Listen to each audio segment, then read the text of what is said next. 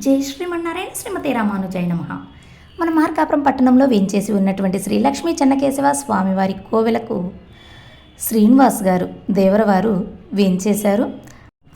అలాగే ప్రధాన అర్చకులైనటువంటి అప్పనాచార్య స్వామివారు భోగ్యంగా వేంచేశారు. ఇరువురి శ్రీ సూక్తులను ఇప్పుడు మనం విందాం. తగ్గించు స్వామి అంటే పక్కన నుంచున్నాడంట, వద్దంటుంది కదా నాకు అన్నాడు.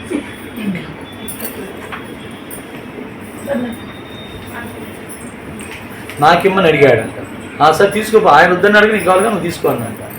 ఆ తర్వాత గాడిద వచ్చిందంట. వాడు మీద అక్కర్లేదు మోయితంతా మోస్తున్నాను నా మీద, ఏం చేసుకుంటాను నన్ను పాతికేళ్ళు చాలే నాకు కొద్దిగా అక్కర్లేదన్నట్టు. నాకు ఈ అన్నాడంట. ఈ అన్నాడంటే మనం చూడండి ఏది ఇస్తానో వద్దంటున్నాను. ఎంతో 2 డజన్ల పండ్లు ఉన్నాయి కాక ఆమె కొద్దిగా నలిగిరి పండు ఇస్తుంది పక్కన, అక్క నాకు ఇవ్వ ముందు నేను ఇంటికి వెళ్ళాలంట. ఇంట్లోనే తెలిసి ఆమె చచ్చి బాడు బయట ఇచ్చిన పండు కావాలా ముందు ఏదైనా సరే. గుళ్ళో మనం జరిగేది ఇదే. గుళ్ళో అంటే మనం మీ బుద్ధి కదా, మా బుద్ధి. ఆ తర్వాత ఇంకేమొచ్చింది నెక్స్ట్ అయిపోయింది. కుక్క వచ్చిందంట. స్వామి నాకు ఎంత వద్దయా, నేను ఇళ్ల ముందు కాపలా కాయలేసి వస్తున్నాను, ఎవడి కోపం వచ్చిన కుక్కలాగా పుట్టావని అంటున్నారు, నన్ను రాయేసి కొడుతున్నారు, ఈ పాట నేను ఆడపడేది, నాకు వద్దయా అన్నట్ట. నాకు ఈ అన్నాడు. తర్వాత గర్భం వచ్చిందంట. ఈ కర్మ ఏంటంటే నాకు ఏలాడి తిరగదిప్పి ఏలాడే కర్మ నాకెందుకు, నాకు ఎంత వద్దయా అన్నట్టు నాకు ఈ అన్నాడు. చివరికి 100 పూర్తి చేసుకున్నాడు. ఇప్పుడు ఈ బతికేమైంది ఏమున్నాయి, వీళ్ళు 4 జంతువులు ఉన్నాయి, వద్దనని తీసుకున్నాడుగా. అందుకని ఈ బతికేమైంది, మొదటి 25 ఏళ్ళు కోతిలాగా గెంతుతుంటాడు ఇంట్లో. చెప్పిన మాట ఏంటంటే ఏ కొడుకన్నా కోతిలాగా గెంతుతుంటాడు. తర్వాత 25 ఏళ్ళు ఏం చెప్పాను, గాడి జాగ్రత్త, పెళ్ళానికి బిడ్డలకి గాడి జాగ్రత్త. ఈమెమో ఏసీలో కాలేసి ఇప్పుడు ఆయన ఏసీ పెట్టాడు, కొట్లో ఏసీ ఉందండి చూసారండి. ఈయన ఏసీ పెట్టుకొని కాలు వేసుకొని చూస్తుంటది, మంచి మంచి సీరియల్స్ వస్తుంటే చూస్తుంటది ఇట్లా. ఆయనేమో పడమర ఫేసింగ్ షాప్ అయింది, పొద్దు నిజానికి ఎండ మీద పడతా ఉంటుంది, నల్లగున్నాడు అంత తెల్లగా. ఏమండి 25 ఏళ్ళు గాడి. ఈ లోపల పిల్లోడికి పెళ్లి చేశారు శుభ్రంగా, జాయింట్ ఫ్యామిలీ. ఈయన ఇక్కడ కూర్చుంటాడు. అత్తయ్య ఈడేమో డాడీ నేను సినిమాకి వెళ్ళి వస్తానంటే చేతిలో చేసుకుని అంటే సినిమాకి వస్తాడు, ఈడ కుక్కలా కాపలా. అంతేనండి, అంతేగా జరుగుతుంది అదేనా. వాడితే చేతిలో చేసుకుని ఇప్పుడు వీడి దాకా కష్టపడి కారు కొని ఉంటాడు, నాన్నగా తాళాలు ఏంటి అని కారు వేసుకుని ఆడిపోతాడు కాదా అండి. వీడి మాత్రం ఆడు ఎప్పుడు వస్తాడు, కరిచాలను నిన్నాము మా అబ్బాయి కాదు, ఇంటికి వచ్చి నాన్న హోటల్ తినొచ్చా మా అమ్మాయి చేస్తాడు. ఈ పాపం అప్పుడు అక్కడ పెట్టుకొని ఇద్దరు ఏదో ఈడ్చుకుంటూ తింటారు. వాళ్ళు ఇద్దరు ఏమైంది అక్కడ, కుక్కలాగా 75 అయిపోయింది. ఇక ఏం చేస్తాడు, రోడ్డు మీద పైనుంచి కింద గేలాడుతూ వాకిట్లో కూర్చుంటాడు. ఇక అక్కడి నుంచి ఆడు కూర్చొని రోడ్డు మీద ఎవరిని చూస్తుంటాడు. ఇక్కడ ముసలోడు ఎవడున్నాడు, ముత్తలోడు ఎవడున్నాడు, ఇంకెందుకు పోలేదు, నేను ఎందుకు పోలేదు, నేను ఎప్పుడు పోవాలి అని చెప్పాను. వాకిట్లో ఇప్పుడు దాకా కూర్చున్నాడు. ఇక్కడ ఇక నెక్స్ట్ అక్కడ కూర్చున్నాడు. అక్కడ కుర్చీ చేసుకుని తోచదుగా ఇక్కడ కూర్చోని, అక్కడ కూర్చోని నేను ఎప్పుడు ఆ ముసలోడు పోయాడు, ఈ ముసలోడు పోయిన వార్తలు వస్తుంటే ఆడు పోయాడు, ఈడు పోయాడు, నేను పోయాడు, ఇక్కడ ఏలాడుతున్నా కూర్చున్నానని పాపం బాధపడుతా ఇంటికి దూరం మీద ఏలాడుతూ, ఇంట్లో ఉన్నాడు ఎప్పుడు పోతామని అనుకుంటాడు, బయట ఉన్నాడు ఇది పని పోతాడు, ఇంకా బతికి ఎవరిని సాధిస్తాడని వాడు అంటాడు, ఈడు కోరుకున్నాడు నేను ఎప్పుడు పోతాను. ఇది అనమాట ఏలాడుతూ దూలాన్ని ఏలాడేసుకోండి జీవితం. అది ఆ మార్గంలోకి వచ్చే లోపలే మనం పరమాత్మ కనుక పెట్టగలిగితే, ఆ గాడి చాకరి అయిపోయిన తర్వాత కుక్క జన్మ వచ్చింది చూసారా మనకి, అక్కడ నుంచి మనం వెళ్ళిపోయి పరమాత్మ దగ్గర బతుకుతాం. అర్థమైనా, గాడిద వరకు తప్పదు ఎవరికి కూడా. ఎందుకంటే ఒకరు తాళి కట్టి 2 పిల్లల్ని కన్న తర్వాత వాళ్ళకి చేయాల్సిన ధర్మాలు, మన వంశ ఆచార ధర్మాలు ఉంటాయి. ప్రపంచ మార్గంలో ఉన్న వాళ్ళకైతే పూజా విధానము, మంచి చెడు, సమాజ సేవ, ఆచార్య నిష్ట, భాగవత కైంకర్యం ఇవన్నీ నేర్పాలి. కాబట్టి అవి నేర్పుతాం వాళ్ళకి. అది ఆ విషయంలో ఉన్నటువంటి అక్కడ నుంచి ఇక పరమాత్మ దగ్గరికి వెళ్ళటానికి ఆశపడతారు. ఏది మనం ఈ మార్గంలో భక్తి మార్గంలో ఉండి ప్రపత్తి ఆచరణలో ఉంటూ పరమాత్మ కోసమే బతుకుతూ ఆచార్యుల యొక్క 4 శ్రీసూక్తులు వింటూ ఉంటే మనకి ఆ 2 జన్మలు తప్పుతాయి. ఆ 2 యొక్క జీవన విధానాల్లో మార్పు వచ్చి పరమాత్మే వచ్చి మనల్ని ఈ ఆత్మ కదా నేను అనుభవించాల్సింది అని చెప్పనని ఏమంటారు తినేటప్పుడు పరమాత్మ అహమన్నం అహమన్నం అహమన్నం అహమన్నాదే అని ఇది కదా నేను అనుభవించవలసినటువంటి పరిపూర్ణమైనటువంటి ఫలం అని చెప్పి అలా దగ్గరికి తీసుకొని మనల్ని కూర్చోబెట్టుకొని ఆస్వాదిస్తారట పరమాత్మ. అలా తయారైపోతాం. అందుకని అలాంటి మార్గంలోకి మీరు అందరూ రావాలి అని చెప్పి చక్కటి విషయాలను మీరు అందరూ విని మీ జీవితాన్ని పరిపూర్ణమైనటువంటి స్వామికి సమర్పించేటట్టుగా మీ మనసు ఆయన వైపు మారాలి అని మా పెరుమాళైనటువంటి శ్రీభూ సమేత నెబ్బెరుమాళ పెరుమాళకి మంగళాశాసనం చేస్తూ ప్రార్థన చేస్తున్నాం. జై శ్రీమన్నారాయణ.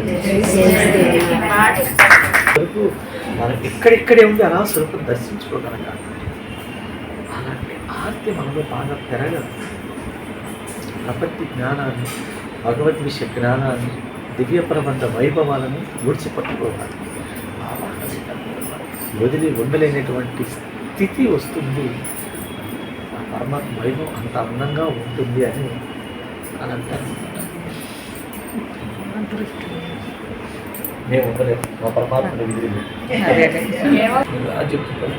పూటకి 2 సార్లు దైవ స్మరణ చేయాలి. పూటకి 2 సార్లు, రోజుకి 2 సార్లు మాత్రమే స్వీకరించాలి. వారానికి 2 సార్లు దైవ దర్శనం జరగాలి. 15 రోజులకి 2 సార్లు అభ్యంగా స్నానం చేయాలి. నలుగు పెట్టుకొని స్నానం చేయాలి. మీకు తెలిసేది మన పూర్వం వాళ్ళందరూ ఆదివారం పొద్దున్నే ఆయిల్ అద్దుకొని 2 గంటలు ఎండలో నుంచొని స్నానం చేసేవారు. ఉన్నాయా అంటే నీళ్ళలో ముసలి మేమైతే బాగా చూసాం. మాకు తెలుసు. మా చిన్నప్పుడు కూర్చోబెట్టి చంపేవాడు మమ్మల్ని. ఇక్కడ కూర్చోబెట్టి పెద్దలందరూ కూర్చొని చివరి పెట్టేసి మమ్మల్ని కూర్చోబెట్టి అదేదో సినిమా ఉంది చూసారా? ఏం సినిమా అది?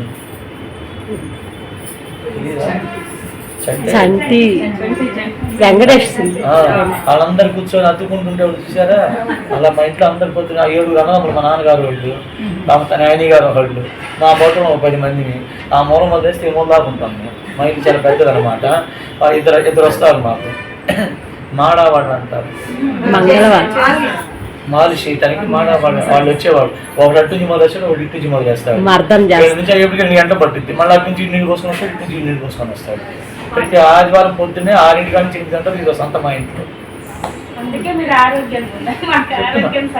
అది 15 రోజులకి 2 సార్లు, నెలకి 2 సార్లు ఏకాదశి వ్రతం, ఋతువుకు 2 సార్లు. ఋతువు అంటే అన్నాడు సంవత్సరానికి 2 నెలలు. 2 నెలలకి 2 నెలలకి 2 సార్లు. ప్రతి నెల ఆచార్య దగ్గరికి వెళ్ళి సందర్శనం చేసుకొని వారితో మాట్లాడి రావాలి.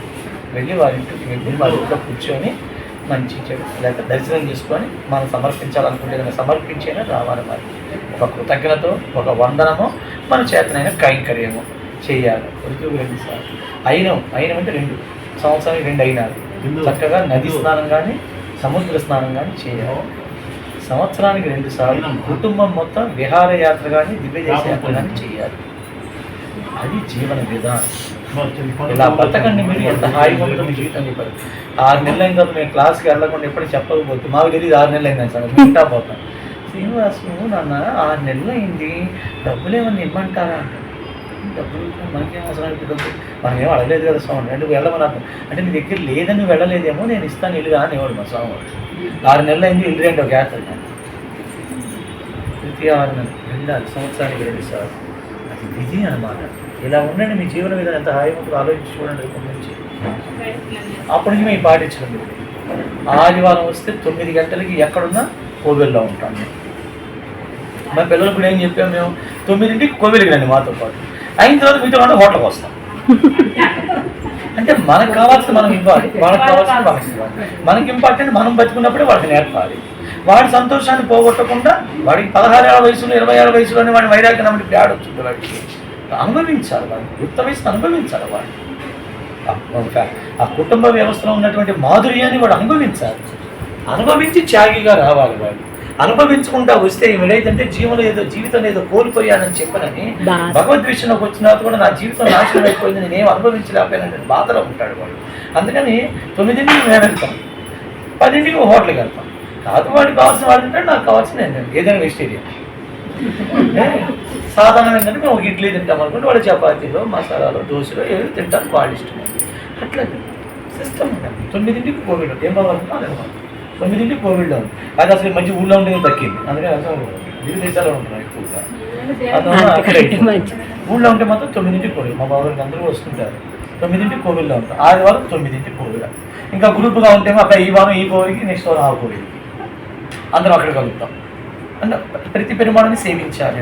వారం 1-2 సార్లు వెళ్ళాము, 3వ సారి ఆటోమేటిక్గా అలవాటు పడిపోతాం. మా పిల్లలు ఇప్పుడు హైదరాబాద్ ఎక్కడ కూడా 9ంటికి కోవిల్కి వెళ్ళిపోతారు. 9ంటికి కోవిల్ కంపల్సరీ వెళ్తారు. అట్లా అన్నమాట. ఇలా చేసి ఒక జీవన విధానం ఉంటే ఎంత హాయిగా ఉందో చూడండి. ఉంటుంటే వింటుంటే అదే మాకు ఇలాంటివన్నీ మా పెద్దలు మమ్మల్ని సాగతీశారు. అది మమ్మల్ని అట్లా ప్రతి మాట, ప్రతి పలుకు, ప్రతి దృష్టి, ప్రతి చేత మమ్మల్ని ఆచార్య మార్చుకుంటారు. అప్పుడు ఈ జీవితం ఎంత హాయిగా ఉందో అనిపిస్తుంది. మనకు అనుభవించాలి అనిపిస్తుంది. మీరు గురించి ఏమి కావాలంటే ఎంత హాయిగా ఉందో. మగవాళ్ళు వినరు అనకండి ఎవరు. మనం చెప్పే నేను చెప్పే కదా మీకు, వంటటం కాదు, వడ్డించడం నేర్చుకోండి. అయ్యేం దాసోహం మా గుంటూరు శ్రీరంగ రామానుజ సుప్రభాత గోష్ఠి ట్రస్ట్ అనే పేరు మీద శ్రీరంగం ఉత్తర మాడ వీధిలో ఉత్తరముఖంగా, దక్షిణ వీధి అంటారు ఉత్తరముఖంగా, దాంట్లో వెలి గోపురం ఉంది కదా, అక్కడ నుంచి అమ్మవారి కోవిలికి వెళ్ళేటువంటి తయామాత సన్నిధికి వెళ్ళేటువంటి కార్నర్లో ఒక సత్రం తీసుకోవడం జరిగింది, ఒక ప్రదేశాన్ని. అది పరిపూర్ణంగా ఇప్పుడు తయారు చేస్తున్నాం. దానికి సుమారుగా ఒక 3-4 కోట్ల దాకా అవుతుంది. స్థలానికి కట్టుబడి అవి మేము ఒక ట్రస్ట్ మెంబర్గా ఏర్పడి దానికి కావాల్సిన ధనాన్ని మేము ఏర్పాటు చేసుకుంటున్నాం. దాంట్లో నిత్య అన్నదానం పెట్టాలని ఒక ఆలోచన. ఆ నిత్య అన్నదానాన్ని పెట్టాలి అని అంటే కనీసం ఒక 2-3 కోట్ల రూపాయలు డిపాజిట్ ఉంటే కానీ చేయడానికి తేలిక ఉంటుంది, లేకపోతే చాలా కష్టం అండి అని మేము క్యాలిక్యులేషన్స్ చేసుకున్నప్పుడు అనుకోవటం జరిగింది అన్నమాట. దేనికి కావాలి అని అంటే యాక్చువల్గా మన శ్రీ వైష్ణవ సాంప్రదాయంలో పెళ్లి భోజనం, సాగు భోజనం, డబ్బిచ్చి భోజనం తినకూడదు అని అంటారు.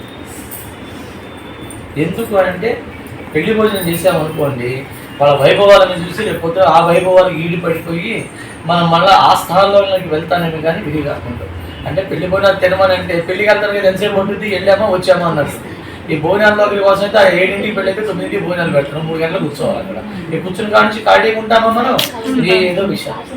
శవ భోజనానికి వెళ్ళామనుకోండి, విరక్తి భావన కలిగి మనకి అరే ఏ రోజుకైనా అక్కడికి చేరాల్సిందే, మనం బతుకు బాగున్నప్పుడే మనం పండించుకుంటే బాగుంటుంది అనుకుంటే పర్వాలా. ఆయన చూసి తొందరగా పోయాడు, రేపు నేను కూడా పోతానేమో అని ఉన్నది అనుభవించడం కోసం ఆలోచించింది అనుకోండి, మనసు ఇబ్బంది పెడుతుంది. డబ్బిచ్చి భోజనం అంటే హోటల్స్లో భోజనం అనుకోండి, ఎక్కడ ధర్మశాలలో పెట్టకపోతే వెళ్ళి డబ్బులు ఇచ్చి తింటాం, కానీ ఇలాంటివి చేయకూడదు అని అంటారు. అందుకని మాకేంటంటే ఆ సాంప్రదాయ విలువల్ని పాటిస్తూ అక్కడ వచ్చి తినేవాడి దగ్గర మేము డబ్బులు తీసుకోకూడదు. దానికి కావాల్సిన ఏదైనా ఉంటే ముందే ఏర్పాటు చేసుకోవాలి తప్ప వాళ్ళు ఏదైనా సంతోషంగా తీసుకొచ్చి ఆఫీస్లో కూర్చుంటే ఇవ్వటమే కానీ కూర్చుని కాడ నుంచి మైకులో వాళ్ళు ఇచ్చారు, వీళ్ళు ఇచ్చారు, మీరు ఇవ్వండి, వెళ్ళేటప్పుడు రసీదు రాయండి, ఎంతకి ఇస్తే ఈ స్కీములు ఉన్నాయి, అంతకి ఇస్తే ఆ స్కీములు ఉన్నాయి అని తినేటప్పుడు చెప్పకూడదు. వాళ్ళు తినేటప్పుడు పరిపూర్ణంగా ఆస్వాదిస్తూ తినాలి. నామం ఏదైనా వస్తుంటే పెరుమాళ నామం అది సేవిస్తూ తినాలి అనేది ఒక ఆలోచన అన్నమాట, స్వీకరించాలి. అందుకోసమని మళ్ళీ డిపాజిట్ చేసుకుంటే మంచిదని వచ్చిన తర్వాత మనం ఆల్రెడీ మెంబర్స్ని పెట్టుకున్నాం కదా, మిగతా వాళ్ళు కూడా ఎవరిని ఇచ్చే అవకాశాలు ఉంటుంటాయి కాబట్టి మన గోష్ఠులలో అడుగుతున్నారు కాబట్టి వాళ్ళ దగ్గర స్వీకరిద్దామని అనుకుంటున్నాం. మొత్తం అన్నదానానికంటే డబ్బులు ఇవ్వచ్చు, ఇవ్వకపోవచ్చు, మనందరమే స్థలం మన పేరు మీద ఎందుకు ఉండాలి, వాళ్ళకు కూడా ఇచ్చే ధనాన్ని అటు స్థలానికి కొద్దిగా, అన్నదానానికి కొద్దిగా. ఎందుకంటే శ్రీరంగం లాంటి వాటి కూడా ఒక అడుగన్నా మన పేరు మీద ఉంటే మంచిది అని అంటారు కాబట్టి మనకు అట్లా 9,450 అడుగులు వస్తాయి అన్నమాట. అందులో సుమారుగా 5,000 చిల్లర అడుగులు మేము 54 మంది తీసుకున్న ఫస్ట్ మెంబర్కి వెళ్ళిపోతాయి. సో మిగతా వాళ్ళకు కూడా అట్లా స్థలం కొద్దిగా, భూదానం కొద్దిగా, అన్నదానానికి కొద్దిగా ఇస్తే బాగుంటుందని ఒక రకంగా దాన్ని ఏర్పాటు చేసి అటు భూదానం, అన్నదానం మీరు ఇచ్చిన డబ్బులన్నింటినీ కూడా 2గా విడగొడుతున్నాం అనమాట. 2 కైంకర్యాలు వాళ్ళు చేసినట్టు ఉండాలి. ఎవరిదైనా ఒక పైసా కలిగిందో, ఒక 5 రూపాయలు, ₹1 వచ్చినట్టు, ఆ రోజు ఒక ఆకులకు వచ్చినట్టే కదా, వాళ్ళ దానం దాంట్లో కూడా ఉన్నట్టే కదా, నేలలో ఇంత ఉన్నదంటే ఆ నేలలో కూడా ఒక అడుగు వాళ్ళు ఉన్నట్టే కదా అని చెప్పినని అవకాశం ఉండాలని దాన్ని అలా చేసుకొని అప్పుడు మేము ఎక్కడికి వెళ్ళట్లేదు. ఊళ్ళో ఉండే ఎవరైనా తెలిసిన వాళ్ళు ఉంటే వాళ్ళ ఊళ్ళో పాంప్లెట్ పంపిస్తున్నాము, వాళ్ళు ఏదైనా ఇస్తే తీసుకుంటున్నాం, కానీ వెళ్ళి అడిగి వాళ్ళని ఇబ్బంది పెట్టకూడదని అనుకున్నాం. కానీ 4-5 సార్లు వెంకటలక్ష్మి గారు మాతో పాటు వచ్చేవాడు కాబట్టి అన్నయ్య మా ఊళ్ళో వాళ్ళంతా చాలా గోష్ఠి ఉంది, అందరూ మనం ఇట్లా ఆన్వయించుకుంటున్నారు, అంతమందికి నేను ఏ విషయం చెప్పాలో తెలియదు నాకు కూడా, మీరు ఒకసారి వస్తే బాగుంటుందని వారితో పాటు వచ్చారు. మన తిరువనంతపురం వచ్చినప్పుడు 4-5 అడిగారు కాసు, అక్కడ ఇచ్చారు వీళ్ళందరూ కూడా. ఒకసారి ఏంటంటే అప్పుడు 3 నెలలు అయిపోయింది, ఎప్పుడు వస్తాం అంటే కుదరలేదు, శ్రీరంగంలోనే ఉంటున్నాము, నీకు ఒకసారి వచ్చి వెళదామని అనుకొని మార్కాపురం రావడం జరిగింది. వచ్చి ఆ విషయాన్ని తెలియచేస్తున్నాను, దానికి సంబంధించిన పాంప్లెట్ ఇస్తాను, అందులో ఎవరికి ఇబ్బంది కలగద్దు, ఇబ్బంది చేసుకోవద్దు. అసలు ఇవ్వాలనుకుంది కూడా ఒకసారిగా ఇవ్వలేకపోతే 4 సార్లుగైనా ఒక 5-6 నెలలు సమయం తీసుకొని ఎప్పుడు ఎంత అవకాశం ఉంటే అప్పుడు అంతా పంపించవచ్చు, ఇబ్బంది లేదు. మండపం మాత్రం కట్టేటప్పుడు మేము భోజనశాలకి ఇంపార్టెన్స్ ఇస్తున్నాము, రూమ్స్కి ఇంపార్టెన్స్ ఇస్తున్నాము, తర్వాత ఉపన్యాస హాల్కి ఇంపార్టెన్స్ ఇస్తున్నాము.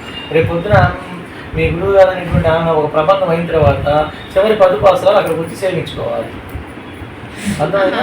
ప్రతి ఆయుధానికి చక్కగా ఒక 10 పాసరాలు అక్కడ ఒక 10 రోజులు ఉండి చక్కగా చెప్పుకోవాలి అనుకోండి, ఒక హాల్ కావాలి. హాల్ అనగానే 3,000 4,000 అద్దె అంటే 10 రోజులు చెప్పకుండా 50,000, మళ్ళీ మీ అందరి దగ్గర 1000 అనుకో. ఇలాంటి చేయకూడదు. మనం ఒక హాల్ ఏర్పాటు చేస్తే వాళ్ళు వచ్చి ఒక 10 రోజులు భోగ్యంగా చెప్పుకొని మనం సాపాటు పెడితే సాపాటు తిని వెళ్ళాలి. రూముల్లో ఉండాలంటే అనుకోండి తప్పదు, ఎవరైనా ఆరోగ్యం ఇచ్చే బాగుపడితే రూమ్లో ఉంటారు, డబ్బులు ఇస్తారు, అది వేరే విషయం. అది లేదనుకున్న వాడు చక్కగా రూమ్లో హాల్లో పడుకుంటారు, సాపాటు తీసుకుంటారు, వెళ్ళిపోతారు. అందరికీ అన్ని రకాలుగా అవకాశాలు ఉన్నాయి. ఏం లేదు, ఒక లాకర్లో ఉత్తరాలు పెట్టుకోవడం, కాముగా కూర్చోవాలని కూర్చోవచ్చు. ఇలాంటి అవకాశం అన్నీ ఉండాలి అని ఒక తయారు చేసుకుంటున్నాం. అని అనుకో కారణం ఏంటంటే అటు కైంకర్యం చేసేవాళ్ళేమో భగవత్ విషయం తెలియదు, జ్ఞానం కలిగిన నిష్ఠలు అయ్యింది. జ్ఞానం కలిగిన వాళ్ళు ఉన్న చోటేమో కైంకర్యం చేసేవాళ్ళు ఉన్నారు. మా గోష్ఠిలో 2 రకాల వాళ్ళు ఉన్నారు, అటు కైంకర్యం చేస్తున్నారు, జ్ఞానవంతులు ఉన్నారు. ఆ 2 కలిపి ఉండటం వలన పాలసీస్ అన్నీ కూడా మేము అనుకున్నట్టుగా చేసుకుంటున్నాం. అవి సో అలాంటి విధానంలో రావడం జరిగింది. ఆ పాంప్లెట్ చూస్తారు, వారు చెప్తానన్నారు, వారు ఆన్లైన్లో చెప్తున్నారు, కానీ మా మాటలు ఒకసారి మేము ఇక్కడ చెప్పాలి కాబట్టి చెప్తున్నాం అనమాట. ఎవరికి ఏది ఇంట్రెస్ట్ ఉంటే చేయండి, బలవంతం అనేది ఏమీ లేదు. మీరు ఇచ్చే రూపాయి సంతోషంగా ఇవ్వండి అంతే. అది 100 రూపాయలు ఇస్తారా, రూపాయి ఇస్తారని మీరు ఎంత ఇచ్చినా మా వాళ్ళు తీసుకుంటారు. ఇచ్చేది మాత్రం మనస్ఫూర్తిగా ఇవ్వండి అంతే. ఒకసారి కష్టం అనుకుంటే అప్పుడు కొద్దిగా అప్పుడు ఇవాళ 100 పంపించి 1000 పంపించి 10,000 పంపిస్తారు, 20,000 ఎంత ఇచ్చినా పర్వాలేదు, ఎంత ఇచ్చినా మనం తీసుకుంటాం, రాసి పంపిస్తాం. అప్పుడు కానీ ఇచ్చేది మనస్ఫూర్తిగా మాత్రం ఇవ్వమనుకుంటుంది. ఎందుకంటే 10 మందికి పెడుతున్నాం, ఇచ్చేదాన్ని ఇస్తే మంచిది. దండవత్ ప్రణామములు దేవరవారికి. అడియన్ లక్ష్మీ రామానుజదాసి.